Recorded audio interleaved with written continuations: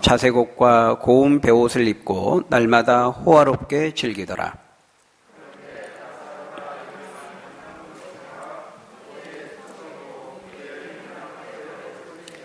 그 부자의 상에서 떨어진 것으로 배불리려 하매 심지어 개들이 와서 그 헌대를 핥더라.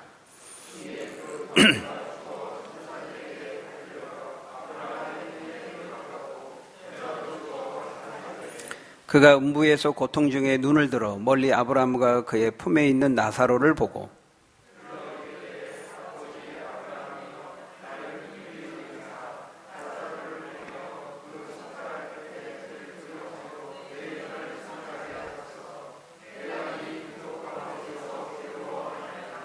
아브라함이 이르되 너는 살았을 때에 좋은 것을 받았고 나사로는 고난을 받았으니 이것을 기억하라. 이제 그는 여기서 위로를 받고 너는 괴로움을 받느니라.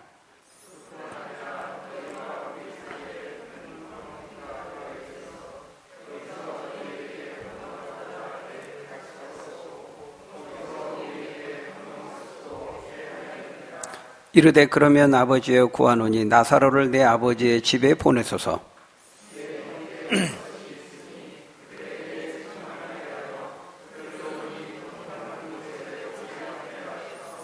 아브라함이 이르되 그들에게 모세와 선지자들이 있으니 그들에게 들을지니라.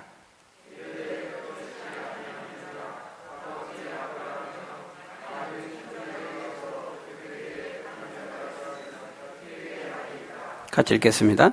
이르되 모세와 선지자들에게 듣지 아니하면 비록 죽은 자 가운데서 살아난 자가 있을지라도 고난을 받지 아니하리라 하였다 하시니라. 아멘. 오늘 본문은 너무도 유명한 그 한 부자와 거지 나사로에 대한 이야기입니다. 이 부자와 나사로의 이야기는 예수님의 비유죠. 실제 있었던 일이 아니라 비유로 하신 말씀이기 때문에 비유는 모든 것을 다 자세히 말씀하지는 않습니다. 비유니까. 근데 그 비유를 통해서 반드시 드러내고 말하고자 하는 그 핵심적인 메시지가 있습니다. 그것이 무엇인지를 우리는 주목해야 하는 것입니다. 여러분, 왜 예수님께서 이 비유를 들어 얘기하신 것입니까? 누구를 향해서 이 말씀을 하고 계신 것이죠? 거기 보면 그 14절에 돈을 좋아하는 바리새인들을 향해서 이 말씀을 하신 것을 우리가 알 수 있습니다. 이 땅의 것을 대표하는 것, 바로 그것이 돈이죠. 돈. 이 땅의 것을 대표하는 그 돈을 좋아하고 돈을 사랑하며 돈을 삶의 중심 가치로 삼고 살아가고 있는 그 사람들을 향해서 예수님은 오늘 지금 비유로 이 말씀을 하고 계신 것입니다. 이 땅의 삶이 전부가 아니고 끝이 아니고 하나님의 나라가 있다는 것이죠. 예수님은 앞에서도 계속해서 또 우리 바로 16장 이 앞에서도 계속해서 지금껏 말씀해 오신 주제가 뭐였습니까? 하나님의 나라지요. 천국과 지옥이 있다는 것입니다. 19장 1절에서 우리 불의한 청지기의 비유를 통해서 이 청지기가 자신이 이제 곧 잘리게 되고 해고를 당할 그 위기에 처해 있다는 것을 알고 자신의 이제 그 미래를 준비했던 것처럼 우리가 다가올 그 영원한 하나님의 나라를 우리가 알고 있다면은 얼마나 더 잘 준비해야 되는가 살펴보지 않았습니까?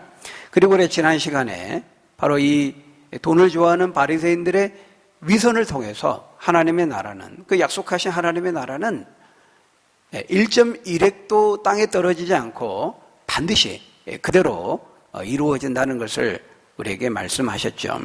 그런 다음에 계속해서 지금 하나님 나라를 말씀하고 있습니다. 그런 다음에 이제 이어서 오늘 본문에 이 한 부자와 거지 나사로에 대한 말씀을 하고 계신 것입니다. 그러니까 거의 동일한 맥락에서 목적에서 말씀하고 있는 것이죠. 하나님의 나라, 즉 천국과 지옥이 있다는 것을 말씀하는 것이죠. 자, 그래서 오늘 보면 19절에 보면 이제 이 부자에 대해서 말씀하는데요. 뭐라고 말하고 있습니까? 한 부자가 있어 자색 옷과 고운 베옷을 입고 날마다 호화롭게 즐겼다. 이렇게 말하고 있습니다. 그러니까 우리가 아는 것처럼 이 자색옷은 부유함의 상징이죠. 그 당시 부자들만 이 자색옷을 입었습니다. 특별히 야곱이 특별히 사랑한 막내 아들 요셉에게 자색옷을 입히지 않았습니까? 그리고 이 이제 베옷은 일종의 이제 안에 넣어서 입는 건데 일종의 이제 속옷이라고 볼 수 있는데 그냥 베옷이 아니고 고운 베옷을 입었고 거기 보니까 날마다 호화롭게 파티와 연회와 잔치를 열면서 즐겼다 이렇게 말하고 있습니다. 그리고 20절에 보면 이제 나사로라 이름하는 한 거지가 등장하는데 이 사람의 삶은 부자와는 너무나 이제 대조적인 삶을 삽니다. 그 부자의 상에서 떨어지는 부스러기와 잔반, 음식 쓰레기죠. 그것으로 배를 채워야 할 만큼 이 나사로는 가난했습니다. 거기다 설상가상으로 온몸이 이제 헌대투성이었다. 이 헌대라는 것은 일종의 종기나 궤양 같은 그런 이제 피부병이라고 말할 수 있습니다. 그러니까 먹을 것도 없는데 그 피부병을 치료할 돈이 없는 것은 말할 나이가 없는 거죠. 그런데 이 부자는 어떻게 했습니까? 이 나사로가 자기 집 대문 앞에 버려진 채 그렇게 비참한 지경에 처해 있다는 것을 아는지 모르는지 그는 온갖 비싼 옷으로 치장하고 날마다 호화로운 잔치와 연회를 베풀며 즐겼다 이렇게 말하고 있습니다. 여러분 이 부자가 이제 어떻게 됩니까? 우리는 이 부자의 결말을 잘 알고 있죠. 거기 23절에 보면 그가 결국 죽어 음부에 들어가 고통을 겪게 됩니다. 이 음부는 바로 지옥을 의미하는 것이죠. 여러분 이 부자가 왜 지옥에 가게 됐을까요? 왜 지옥에 가게 됐죠?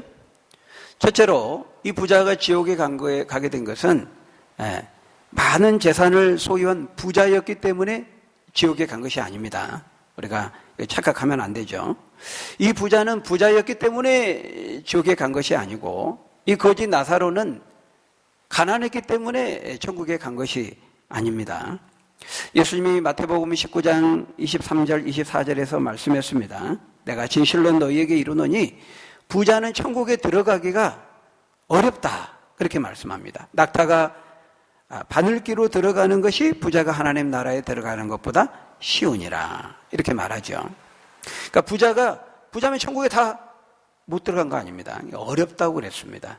불가능하다고 말씀하지 않고 어렵다 이렇게 말씀했죠. 왜냐하면 부자들은 자신이 가진 그 부와 소유를 의지하고 그것을 삶의 소망으로 삼고 그것을 신과 우상으로 섬기기 때문에 상대적으로 하나님을 섬기기가 어렵고 하나님 나라에 들어가기가 어렵다는 것입니다. 그렇지만은 불가능한 것은 아니다 이렇게 말씀합니다.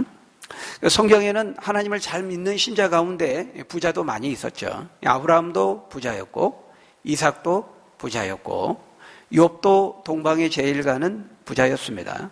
예수님의 시신을 장사했던 아리마대 사람 요셉도 부자였습니다. 자주 장사했던 루디아도 부자였다고 말하죠. 이렇게 성경에는 부자였지만은 경건하게 하나님 잘 믿는 사람도 많이 있습니다. 그렇지만은 상대적으로 훨씬 어렵죠. 그 부를 하나님 자리에 놓고 하나님 대신 인생의 소망과 목적으로 삼고 살아갈 가능성이 많기 때문에 어렵다는 것입니다. 어렵지만은 불가능한 것은 아니기 때문에 우리가 이것을 이제 계급적인 관점으로 보면 안 됩니다. 부 자체가 악한 것으로 보고 가난과 빈곤 자체가 마치 선인 것처럼 그거 아니죠.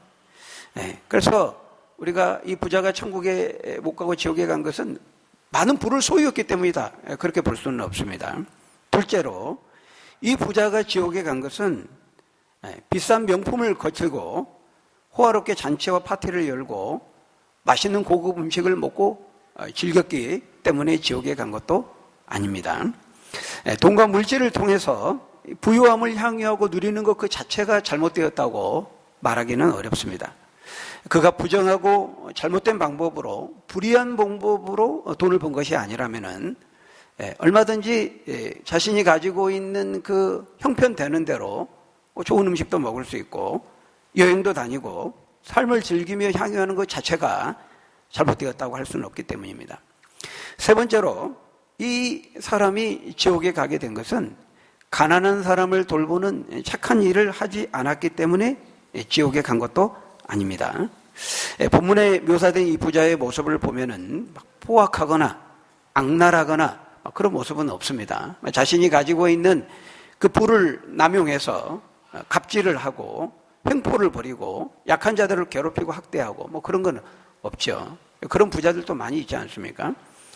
그러니까 자기 대문 앞에서 구걸하는 거지 나사로에게 긍휼을 베풀지 않고 선을 베풀지 않은 것은 비록 인간적으로 도덕적으로 지탄을 좀 받을지는 몰라도 무슨 법을 어기거나 범죄 행위를 한 것은 아니기 때문입니다. 여러분, 그러면 이 부자가 왜 지옥에 가게 되었을까요? 왜 지옥에 가게 됐죠? 하나님을 믿지 않았기 때문입니다. 하나님에 대한 믿음이 없었기 때문에 천국에 가지 못하고 지옥에 가게 된 것입니다. 이 부자의 삶에 하나님이 없었다는 것입니다. 만물의 주인 대신 하나님을 염두에 두지 않았기 때문에 그는 당연히 자신이 그 소유한 자신에게 주어진 그 부와 재물들을 자신이 자신의 능력으로 획득한 것으로 생각했고 하나님께 감사하지 않고 당연히 자기가 얻은 것이기 때문에 하나님이라고 하는 게 자기 삶에 없고 하나님 염두에 두지 않았기 때문에 오직 자기중심적으로 자기 것이니까 자기중심적으로 그것을 사용하게 된 것입니다. 가난한 자 나사로가 눈에 들어오지 않는 것은 너무 당연했던 것이죠. 오직 자신의 소유이고 그러기에 마땅히 자신의 이익과 즐거움만을 위해 사용해야 된다고 생각한 것입니다. 우리가 앞에 그 불의한 청지기의 그 비유를 통해서 우리가 나눌 때 우리가 살펴보지 않았습니까? 이는 만물이 다 주에게로 말미암고 주에게서 나오고 주로 말미암고 주에게 돌아간다. 로마서 11장 36절의 말씀 아닙니까? 근데 이 부자는 그걸 모르는 겁니다.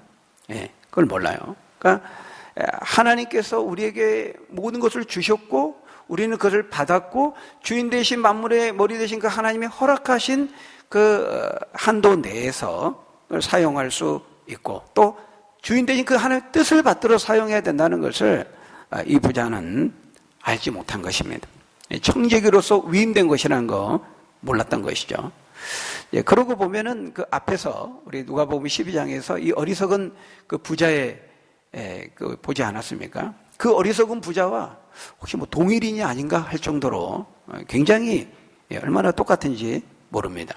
그 부자도 그랬죠. 밭에 소출이 풍성하고 지금 기존에 가지고 있는 자기 창고와 곳간이 차고 넘칩니다. 더 이상 쌓을 데가 없습니다. 그러니까 이 사람이 어떻게 합니까? 그 가난한 자에게 나눠주는 것이 아니고 베풀고 선을 행하는 데 쓰는 것이 아니고 더불어 즐기면 좋잖아요. 더불어 향유하는 건 좋죠. 근데 그렇게 하지 않고 그 곳간을 헐고 때려 부수고 더 크게 짓고 더 쌓고 모으죠. 그러면서 자신에게 말합니다. 누가복음 12장 19절에 보면 내 영혼아 여러 해 쓸 물건을 많이 쌓아두었으니 평안히 쉬고 먹고 마시고 즐거워하자 하리라. 어쩜 그렇게 오늘 본문에 나오는 부자와 똑같은지 모릅니다. 이 부자의 삶에는 거지 나사로와 같은 이 가난한 자 이런 이웃들은 안중에 없는 겁니다. 그토록 부자고 창고와 곳간이 막 넘치고 쌓아둘 것이 없고 그러면 그 가난한 자들을 좀 보고 나누고 베풀고 이러면 될 텐데 그렇게 하지 않습니다. 왜 그럴까요? 이 사람의 삶에 하나님이 없기 때문입니다. 하나님이 안중에 없으면 가난한 자도 이웃도 안중에 없게 되죠. 하나님 사랑과 이웃 사랑은 그래서 맞물려 있는 것입니다. 그 모든 만물의 소유권이 하나님께 있고 하나님이 주인이시라는 거 자신에게 임시로 제한된 기간 동안 사용하도록 위임하고 맡겨놓으셨다는 것을 모르는 것입니다. 그걸 아는 사람은 절대로 이렇게 할 수가 없는 것이죠. 나에게 주어진 그 돈과 물질은 하나님의 것이고 나에게 맡겨놓으신 것이기 때문에 내 뜻대로 쓰면 안 되는 겁니다. 주인의 뜻, 청지기가 주인의 재산을 자기 마음대로 위탁한 거지만은 주인의 뜻을 따라 위임해서 사용해야 되는 것이니까요. 돈과 물질뿐만 아니라 시간도 또 건강도 우리의 젊음도 우리의 재능도 다 마찬가지죠. 나 혼자 잘 먹고 잘 살고 위에서 주신 것이 아닙니다. 그러니까 즐기고 향유하는 그 자체가 문제가 아니라 그것 때문에 지금 지옥에 간 것이 아닙니다. 그것을 자기만 누린 것이죠. 주인의 뜻을 전혀 생각하지 않는 것입니다. 여러분, 돈과 물질에 대한 하나님의 뜻이 뭡니까? 좋은 옷을 사면 안 된다는 거 아니죠. 맛있는 음식을 위해서 돈을 쓰면 안 된다는 거 아닙니다. 먹을 수 있습니다. 우리가 살 수 있습니다. 하나님의 주신 것들을 누리고 향유할 수 있죠. 근데 이 부자의 문제는 그것을 날마다 했다 이렇게 말하고 있어요. 그러니까 날이면 날마다 먹고 마시고 즐기며 호화롭게 그렇게 한 거죠. 날마다 했다는 건 뭐예요? 바로 이 사람의 삶은 오직 이 땅의 것으로 한정하고 오직 이 땅에 속한 육신의 정욕과 안목의 정욕과 이생의 자랑을 삶의 목적으로, 삶의 가치로, 삶의 전부로 여기면서 살았다는 거예요. 다시 말하면은 하나님 나라가 없는 겁니다. 하나님이 안중에 없고 하나님을 염두에 두지 않은 것이죠. 그러니까 그렇게 날마다 그것을 위해 살면서도 이 가난한 자의 궁핍과 고통은 철저히 외면한 것이죠. 이거는 사치와 향락이죠. 탐욕입니다. 하나님이 주신 것들을 건강하게 누리고 향유하는 것과는 분명히 다른 것이죠. 그러니까 주인 대신 하나님을 믿고 아는 사람은 절대로 이럴 수 없는 것이죠. 그러므로 이 부자가 지옥에 간 것은 단순히 돈이 많은 부자였기 때문도 아니고 그 부를 즐기며 향유했다는 것도 아니고 가난하고 어려운 사람을 선을 베풀고 착한 일을 하지 않았기 때문도 아니었습니다.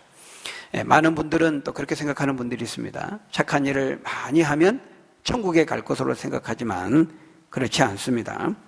이 사람의 마음 속에, 삶의 중심 속에 하나님이 없었기 때문인 것입니다. 하나님을 염두에 두지 않고 그러니 하나님을 두려워하지 않는 것이죠. 하나님을 경외하지 않는 것입니다. 그러니까 하나님 앞에 우리는 서게 되거든요. 근데 하나님이 없다고 생각했기 때문에 하나님을 믿지 않고 하나님을 염두에 두지 않았기 때문에 하나님 앞에 설 것을 생각하지 않은 겁니다. 여러분, 우리는 다 하나님 앞에 서야 되잖아요. 그때 하나님이 우리에게 물으신다고 말씀했어요. 내가 너에게 그만큼의 돈과 재물을 맡겼는데 너 그것으로 어떻게 썼어? 내 뜻을 따라서 이렇게 쓰라고 너에게 맡겼는데 너 어떻게 썼니? 이렇게 하나님께 계산하는 시간이 있다는 거예요. 회개. 죄를 회개하는 것이 아니고 이렇게 회개 있죠. 계산하는 거. 그거 하게 된다고 말씀하고 있어요. 청지기의 비유는 그 주인이 청지기를 불러가지고 따지잖아요. 너 왜 이렇게 했어? 너 해고야.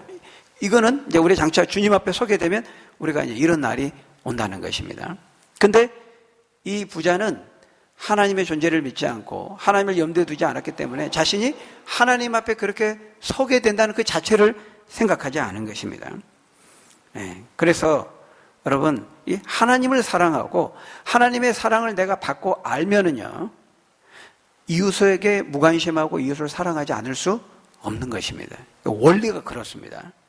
그러니까 이 사람은 그렇지 않은 거죠. 하나님을 믿지 않고 하나님을 모르고 하나님의 염두에 두지 않았기 때문에 이웃이 눈에 들어오지 않는 것은 정해진 수순인 것이죠. 여러분, 그런 점에서 어떻습니까? 여러분 삶의 중심에 하나님이 계십니까? 하나님을 두려워하십니까? 하나님을 경외하십니까? 우리는 모두 다 하나님 앞에 서게 된다는 거예요. 거기 22절에 보면은 뭐라고 말씀합니까? 이에 그 거지가 죽어 천사들에게 받들려 아브라함의 품에 들어가고 부자도 죽어 장사되매 말씀합니다. 거지 나사로가 죽습니다. 그리고 부자도 죽은 것입니다. 여러분, 이 죽음이라고 하는 것은 그 누구도 피할 수 없는 길입니다. 열왕기상 1장 1절에 보면은 다윗이 죽을 날이 임박했을 때 나이가 많아 늙으니 이불을 덮어도 따뜻하지 아니한지라 이렇게 말씀합니다. 우리 모든 감각이 차가워지고 이제 죽어가고 있기 때문에 이불을 덮어도 따뜻하지 않는 겁니다. 여러분 기억하십시오. 우리도 그럴 날이 이제 옵니다. 반드시 옵니다. 또한 열왕기상 2장 2절에 보면은 다윗이 이제 임종의 순간에 아들 솔로몬에게 마지막 당부를 하지요. 뭐라고 말합니까? 우리 한번 같이 읽어볼까요? 시작. 내가 이제 세상 모든 사람이 모든 사람이 가는 길로 나도 간다. 이렇게 말하고 있어요. 그러니까 이 죽음이라는 것은 누구도 피할 수 없는 길이고 이 세상 모든 사람이 가는 길이라 하는 것입니다. 모든 사람이 죽습니다. 로마서 3장 23절에 보면 모든 사람이 죄를 범하였음에 하나님의 영광에 이르지 못하더니, 로마서 6장 23절에 바로 그 모든 사람이 가지고 있는 그 죄의 결과가 뭐라고요? 죄의 결과는, 죄의 삭은 죽음이요 사망이라, 이렇게 말하고 있습니다. 모든 인간은 죄를 가지고 있기 때문에 그 죄의 결과가 죽음에 이르게 한다는 것입니다. 모든 인간은 죽습니다. 저와 여러분도 죽습니다. 그리고 죽으면 그냥 끝나는 것이 아니고 죽음 후에는 우리가 하나님 앞에 서게 된다는 거예요. 그래서 여러분, 이 죽음이라는 것은 사람을 전혀 다른 두 길로 완전히 갈라놓습니다. 거지 나사로가 이 땅에 살 때에는 가난이라고 하는 삶의 조건으로 인하여서 그가 천대를 받고 무시를 당하고 헌대를 알아야 했죠. 반대로 부자는 이 부라고 하는 이 땅에서 가지고 있었던 그 삶의 조건으로 인하여서 자색 옷을 입고 날마다 호화롭게 즐기며 살았습니다. 그런데 죽음 이후에는 어떻게 되었습니까? 완전히 달라지게 됩니다. 역전이 일어나게 됩니다. 죽음은 이 두 사람을 전혀 다른 두 길로 갈라 놓았습니다. 22절에 보면 죽자마자 나사로는 천사들에게 받들려서 아브라함의 품이라고 하는 안식과 쉼이 있는 천국으로 들어가게 되죠. 근데 반대로 부자는 어떻게 됩니까? 음부에서 큰 고통을 겪으면서 아브라함과 그의 품에 있는 나사로에게 말합니다. 호소하죠. 24절에 아버지 아브라함이여, 나를 긍휼히 여기사 나사로를 보내어 그 손가락 끝에 물을 찍어 내 혀를 서늘하게 하소서. 내가 이 불꽃 가운데서 괴로워하나이다. 여러분, 오늘 본문은 우리에게 분명하게 말씀합니다. 하나님의 나라, 천국이, 지옥이 분명히 있다고 우리에게 말씀합니다. 그리고 그것을 결정하는 것은 오직 믿음의 여부라고 말합니다. 믿음의 여부. 물론 우리가 오늘 본문을 보면은 나사로가 거지고 가난한 자였다고만 말하지 하나님을 잘 믿었다 이런 말은 없지요. 그렇지만 거기 보면 천사들에게 받들려서 아브라함의 품에 안겼다, 이 표현을 통해서 이 나사로가 믿음의 조상 아브라함의 언약적인 후손이라는 것을 우리에게 보여주고 있는 것입니다. 그가 믿음의 조상인 아브라함의 품에 안겼다는 것은 그 아브라함이 가지고 있는 그 믿음을 이 나사로도 동일하게 가지고 있었다는 것을 우리에게 보여주는 것이죠. 그러니까 아무리 부자가 많은 돈을 가지고 있어도, 그래서 이 땅에 있는 동안에는 할 수 없는 것이 없을 정도로 큰 권세를 가지고 있었지만 그 가지고 있는 이 땅에서의 삶의 조건, 그 돈이라는 것은 천국을 살 수도 없고 갈 수도 없다는 것이죠. 돈으로는 안 된다는 것입니다. 그러니까 여러분, 우리가 이 땅에 있는 삶의 조건, 그 사람이 뭐 많이 배우고 못 배우고 부자고 가난하고 이런 이 땅에 있는 삶의 조건은 천국과 지옥과의 그 문제에 있어서는 아무런 영향을 미치지 못하는 것입니다. 그리고 여러분, 오늘 본문을 통해 이 천국과 지옥은 완전히 대조되는 것이라는 것을 또 우리에게 말씀하고 있어요. 그 아브라함의 품으로 묘사된 천국에서 나사로는 이 땅에서 결코 누릴 수 없었던 참된 안식과 쉼과 평강을 누리고 있죠. 근데 반대로 이 음부로 묘사된 지옥, 이 음부, 성경은 이 지옥을 구약에서는 뭐 수홀, 때론 무덤으로도 쓰이지만 지옥으로도 쓰이고, 또 우리 헬라에서는 이제 하데스, 영어로는 헬, 또 뭐 하데스 그렇게 번역도 되기도 하고요. 근데 이게 바로 이제 지옥을 가리킵니다. 지옥. 근데 이 음부로 묘사된 지옥에서 큰 고통을 겪고 있습니다. 이 부자는. 그래서 제발 나사로를 나에게 보내가지고 물 한 방울만, 손가락에 물 한 방울, 그 물 한 방울이 얼마나 되겠어요. 근데 이렇게 말할 정도로 고통이 큰 곳이 바로 지옥이라는 것입니다. 예. 물론 그 지옥이 정말 여기서 물 한 방울만 찍어 내 입에 넣어주소서 이렇게 말할 정도로 여기 이제 지옥의 불꽃 가운데라고 말하고 있거든요. 그러니까 이런 묘사들이 정말 지옥이 실제의 물리적인 지옥의 불구덩이로 이루어져 있느냐, 우리가 많이 영화에서 보듯이. 예. 그렇기 때문에 이렇게 말한 것일 수도 있고요. 이건 비유기 때문에 그대로 묘사하고 있는 건 아니거든요. 그러니까 비유기 때문에 어떤 상징적인 것일 수도 있고 실제 이런 것일 수도 있겠죠. 그러니까 상징적으로 우리가 해석을 한다면 생수의 근원 대신 하나님과 영원히 단절된 곳이기 때문에, 생수의 근원 대신 하나님과 영원히 이제 단절된 곳이기 때문에 그 어떤 것으로도 메꿀 수 없는 영원한 그 갈증을 느끼는 것을 이렇게 영적으로, 상징적으로 표현하는 것으로 뭐 해석할 수도 있습니다. 그러나 분명한 것은 그 실제적인 불이든 아니면 영적인 상징이든 간에 분명한 것은 거기 25절에서 말씀하는 것처럼 그는 여기서 위로를 얻고 너는 괴로움을 받느니라 말씀하는 것처럼 천국은 위로와 기쁨과 안식과 쉼이 있는 곳이고 지옥은 말로 다 알 수 없는 괴로움과 고통이 있는 곳이라는 것은 매우 분명한 사실인 것입니다. 또한 26절에 보면 뭐라고 말씀합니까? 우리 26절 한번 같이 읽어볼까요? 시작. 그뿐 아니라 너희와 우리 사이에 여기서 너희에게 건너가고자 하되 갈 수 없고 거기서 우리에게 건너올 수도 없게 하였느니라. 예.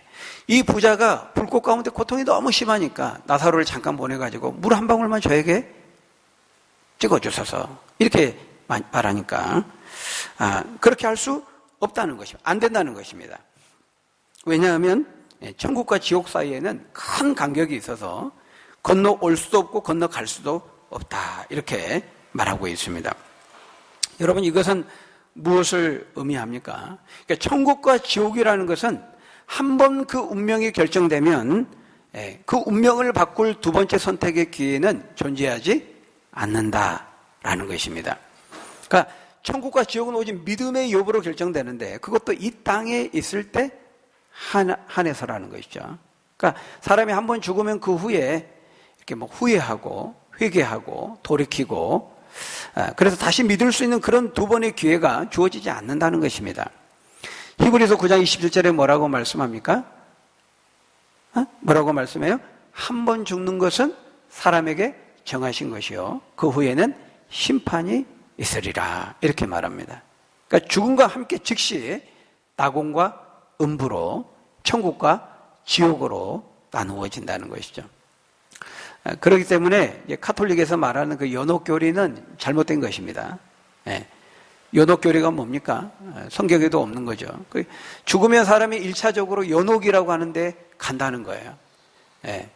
천국도 아니고 지옥도 아니고 천국 끝 가장자리에 있는 1차로 이 연옥으로 가서 거기서 두 번째 선택의 기회가 주어진다는 것입니다. 근데 특별히 그 연옥에 있을 때 이 땅의 지상에 남아있는 살아있는 가족이나 자손들이 그 죽은 영혼을 위해서 기도해주고 선을 행하고 공적을 쌓아주면 더 빨리 천국행으로 가게 된다는 것입니다. 더 확실하게. 그게 바로 면죄부 아닙니까? 죄를 사해주는 증서. 그거 사주면 그것을 사면서 그 헌금함에 돈이 쨍그랑하는 소리와 함께 연옥에 있는 사람이 천국으로 가게 된다. 그렇게 해가지고 돈 모아가지고 성 베드로 성당 지은 겁니다. 말이 안 되는 것이죠. 예수님은 그거 불가하다고 말합니다.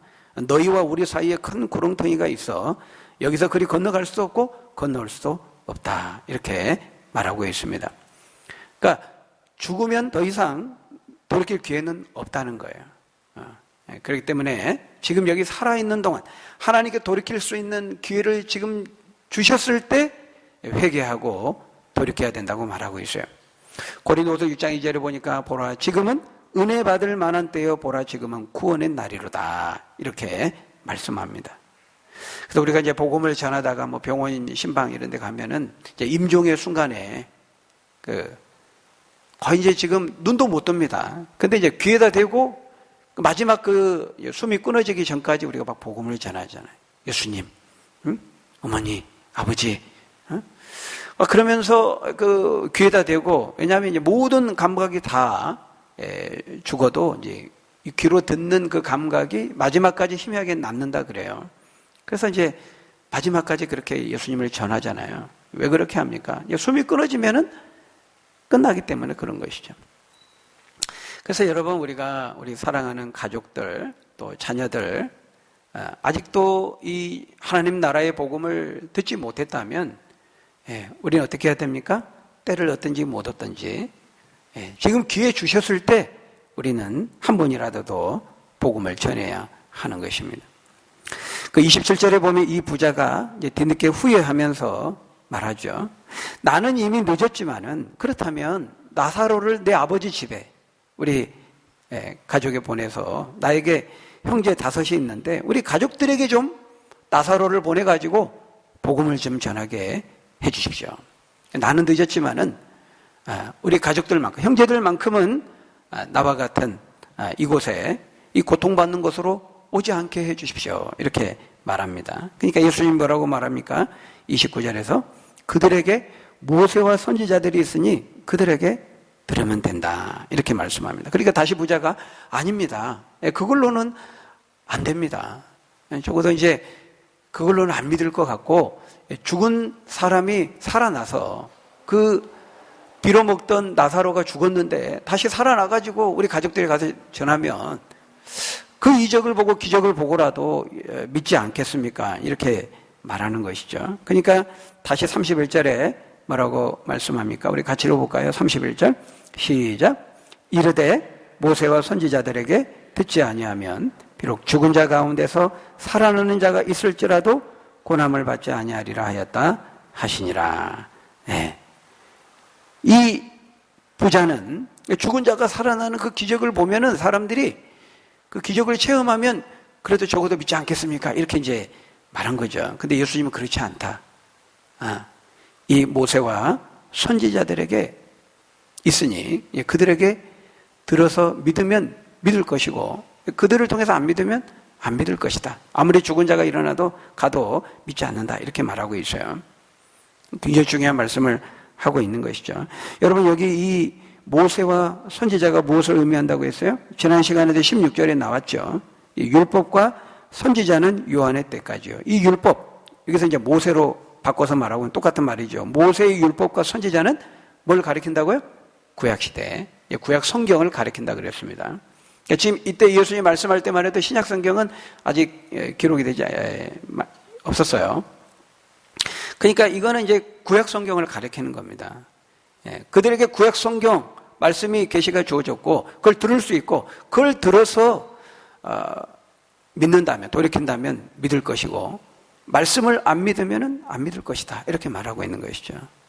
그럼 굉장히 중요한 말씀이에요. 여러분, 하나님 말씀 듣는 것이 얼마나 중요한가를 이렇게 말하고 있는 거예요. 하나님 말씀을 듣느냐 안 듣느냐, 하나님 말씀을 받아들이느냐 안 받아들이느냐에 따라서 우리의 영생이 결정되고 우리의 구원이 결정되고 천국과 지옥이 결정된다는 거예요. 모든 건 말씀을 듣는 것으로부터 시작이 된다는 거죠. 왜? 천국은 무엇으로 간다고요? 믿음으로 가요. 근데 믿음은 로마서 10장 17절에 보면은 믿음은 들음에서 나며 들음은 그리스도의 말씀으로 말미암았느니라 이렇게 말씀하기 때문입니다. 여러분 어떻습니까? 여러분 하나님 말씀이 들려오고 있습니까? 성경을 읽을 때 설교자를 통해서 하나님의 나에게 말씀하시는 하나님의 음성으로 말씀으로 들려오고 있습니까? 주어진 말씀에 아멘으로 마음에 진정으로 화답이 되십니까? 믿으시는 여러분 되시기를 바랍니다. 바라기는 저와 여러분들이 이 부자가 오직 이 땅에 있는 이 돈을 삶의 중심으로, 가치로, 삶의 목적으로 삼고 그것에 올인하고 그것을 통해서 이 땅의 육신의 정욕과 안목의 이생의 자랑에 온통 그것에 생명을 걸었던 것처럼 그렇게 살지 마시고 우리가 믿음의 눈으로 영원한 하나님의 나라 반드시 우리 앞에 닥치게 될 그 미래인 하나님 나라를 믿음의 눈으로 보고 우리가 하나님 앞에 서게 될 때까지, 주님 앞에 서게 될 때까지 우리에게 맡기신 이 모든 돈과 재물과 또 건강과 젊음과 시간과 재능과 삶의 모든 자원들을 그 주인 되신 하나님의 뜻을 받들어서 잘 사용하고 투자해서 잘했다 칭찬받는 저와 여러분들이 다 되시기를 예수님의 이름으로 간절히 축원합니다. 기도하겠습니다. 아버지 하나님, 많은 사람들이 천국과 지옥은 없다고, 다만 우리 인간의 삶에 좀 더 자극을 주기 위해서 인간이 만들어낸 개념일 뿐이라고 생각하며 오늘을 살아갑니다. 그러나 결코 그렇지 않다고 하나님께서 하나님 나라를 그리스도 안에 시작하시고 이루시고 마치시기까지 쉬지 않으신다고 말씀했습니다. 우리가 믿음의 눈으로 이 영원한 하나님 나라를 바라보면서 하나님 이 땅에 우리에게 맡겨주신 삶의 모든 자원들을 잘 사용하고 투자해서 그 하나님 나라를 세우고 확장시키는 일에 귀하게 쓰임받고 하나님께 칭찬받고 하나님을 기쁘시게 하는 우리 청지기 믿음의 하나님 나라의 일꾼들이 다 될 수 있도록 하나님 인도에 주옵소서. 예수님 이름으로 기도합니다. 아멘.